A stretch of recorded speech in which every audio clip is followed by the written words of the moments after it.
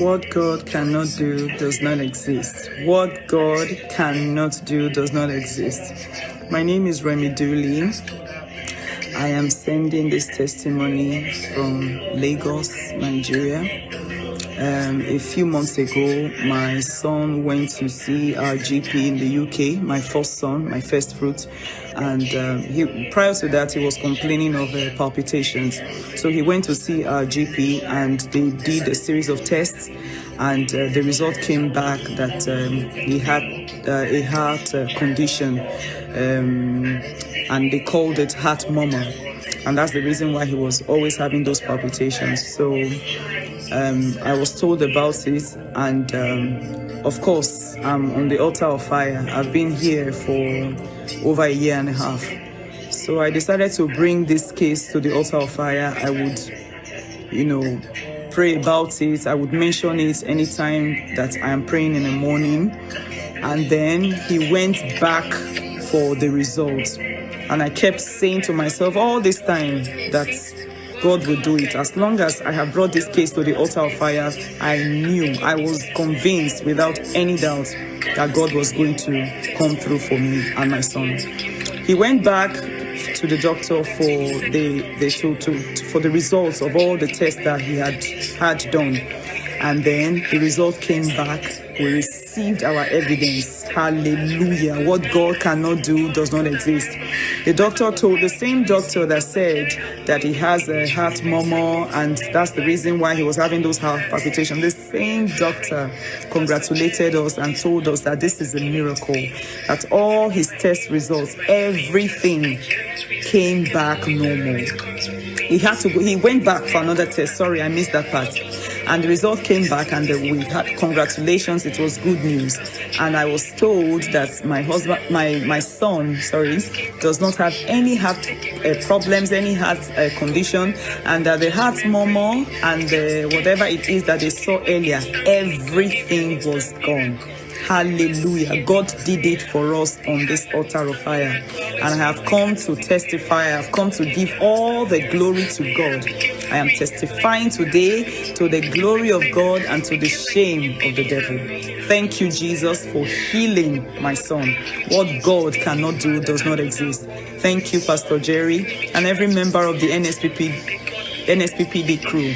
May God continue to increase, empower, and strengthen you by His Spirit in Jesus' name. What God cannot do does not exist. Thank you. Bye-bye.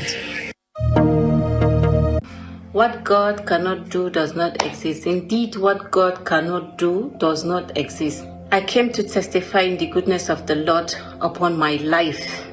My name is Mary. I'm testifying from Germany. I came to send all the glory to God.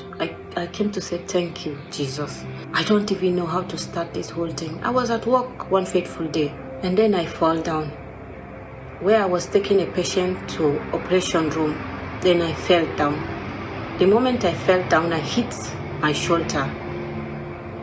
So I woke until in the afternoon, I closed from work. I was feeling pain. Then I said to my colleague, before we go, please, can you scan my hand, my shoulder, because it's paining me seriously. Say, I hope it's not the fall down, you fall down there. I said, I don't know, but I think so, because I was not having this pain. Then she said, okay, no problem. Then we went to the scan room, we scanned it. Then he said, Marie, hold on, I have to call the doctor. There's something is not correct here. Then he called the doctor. Just the doctor come and then he checked. He said, Marie, you have a dislocated shoulder. I said, what? He said, yeah, you have a dislocated shoulder. So I said, okay, what are we going to do? Then he said, yeah, as I say, operation, I don't want it. That's what I said the first time. Then I said, what are we going to do without not operation? Then he said, Marie, you know what? Use this thing. Use it for 2 weeks. If he doesn't go back, then we have to operate it. There's no way to wait.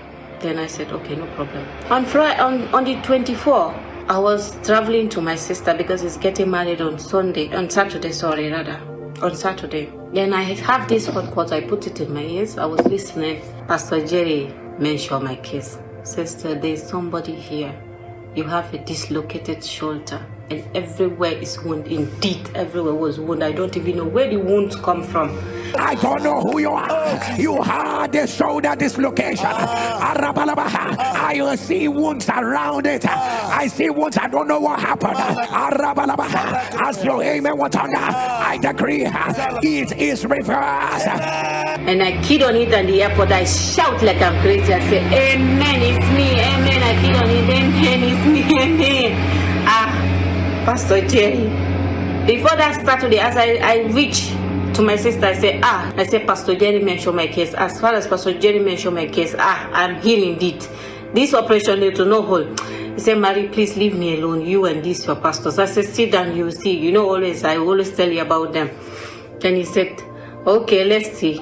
On Saturday, the time this marriage, even to raise my hand is problem for me.